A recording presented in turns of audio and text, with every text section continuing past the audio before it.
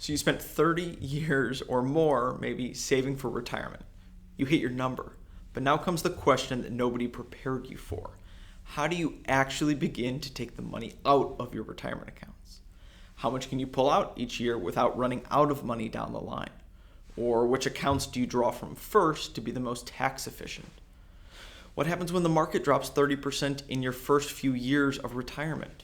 Nobody teaches you the distribution side of retirement. Everybody, and I mean almost everybody, focuses entirely on the accumulation.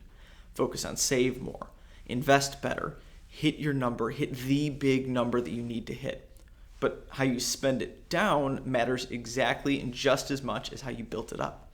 And the mistakes that you make in the first 5 years of retirement can permanently change the trajectory of the entire remainder of your life. So today I want to walk you through exactly how to think about retirement withdrawals. Hey everyone, my name is Faustino Munoz and I'm a certified financial planner and a behavioral financial advisor. I work with people just like you to make sound financial decisions and to create a plan that you can be proud of and one you can have confidence in. This here is the conversation that follows the how much do you need to retirement talk. And in some ways, it's the more important one. So let's jump right into it and get into it today. Most people have heard of the 4% rule. But if you're one of the few that haven't, that's okay. Here's kind of the quick version of it. In the early 1990s, a financial planner named William Bengen studied every 30-year retirement period going all the way back to 1926. He found that a retiree withdrawing 4% of their portfolio in year one and adjusting for inflation each year never ran out of money over a 30-year period. So, in turn, that became known as the 4% withdrawal rule. It's held up reasonably well as a starting point for a plan, but it does come with some important limitations that many people don't know about. So the first limitation there is that it assumes that your retirement period is exactly 30 years. If you retire at age 55, you may need your money to last for 40 years. And at 40 years, the 4% rule starts to show more failure scenarios. Many planners now will use 3.5% as the base case for early retirees. Limitation 2 is that it assumes a fully diversified portfolio of stocks and bonds. If you're sitting in all cash or all bonds or all one thing, then the math completely and significantly changes. Limitation 3, and this is the critical one, there's a sequence of returns risk. See, the 4% rule works on an average, but average often hides a brutal reality. If you retire the year before a major market decline and you're withdrawing 4% while the market is dropping 30%, then you're selling your investments at low prices in order to fund your lifestyle. And that permanent reduction in your portfolio's base makes recovery much harder, even when we get a market rebound in the next few years. See, two people can retire with identical portfolios. One in a bull market or a bull year, one in a bear market year. And they can have completely different outcomes. Not because of anything that they did differently, but just because of timing. And again, that is a sequence of returns risk. And protecting against that is one of the most important things retirement distribution planning does. The most practical framework that I use with clients for managing retirement distributions is called the bucket strategy. And here's an overview of how that works. First, you divide your portfolio into 3 primary buckets. The first of those buckets is your short-term bucket. This is 1 to 2 years of living expenses in cash or money market positions. This is the money that you're spending right now or tomorrow. It doesn't matter what the stock market does today because you are not touching your actual equity investments. See, if the market drops 40% the day after you retire, that's okay. You have 2 full years of income sitting safely in cash or money market positions. You don't then have to sell anything at a loss. So bucket 1 is your psychological protection against panic in the market. Bucket 2 is your intermediate bucket. 3 to 10 years of needs invested in bonds, dividend-paying stocks, or lower volatility assets. This is what replenishes bucket 1 as you spend that first bucket down. It doesn't need to grow aggressively, but it does need to be stable and generate income. Bucket 3 then is your long-term growth bucket. 10 or more years of needs invested fully in equities. This is positioned for growth. This is where your long-term inflation protection also lives, because this money won't be touched for a decade, so you can afford to ride out any market volatility without it affecting your monthly income or how you feel in terms of confidence to your financial plan. The bucket strategy doesn't produce better returns than any other allocation or strategy, but what it does produce is better behavior and confidence. Because when you know that your next 2 years of income are already in cash, market headlines become much easier to ignore.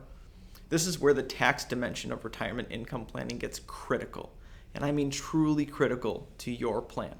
See, most retirees have 3 primary types of accounts. You have your tax-deferred accounts, traditional IRAs, 401ks, 403bs. Then you've got tax-free accounts, Roth IRAs and Roth 401ks. And then you've got taxable brokerage accounts. The conventional wisdom is to draw from taxable accounts first, then tax-deferred, then Roth last. The logic is to let the Roth grow tax-free for as long as we possibly can. But conventional wisdom is not always optimal. It's not always best for everybody's situation. So here's what I actually consider and walk through with many of my own clients. If you have a window between when you retire and when required minimum distributions begin at age 73, and if your income is relatively low in that window, then that is your Roth conversion window. Drawing from traditional accounts strategically in those years, enough to fill up lower tax brackets, reduces the size of those accounts subject to RMDs later, which reduces your forced taxable income at age 73, which then keeps more of your Social Security from being taxable, which keeps you below IRMA Medicare thresholds. You see how this becomes a cascading effect? The optimal withdrawal sequence isn't a rule. It's not a hard and fast rule you need to follow, but it's a tax planning exercise that should be done annually in coordination with your financial planner and your CPA.